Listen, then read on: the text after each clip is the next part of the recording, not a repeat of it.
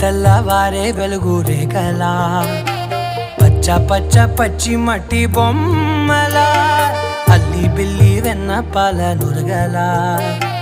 అచ్చ తెలుగు ఇంటి పూల కొమ్మలా దేవదేవుడే పంపగా ఇలా దేవతే మా ఇంట అడుగే పెట్టెనంట బ్రహ్మ కళ్ళలో కాంతులే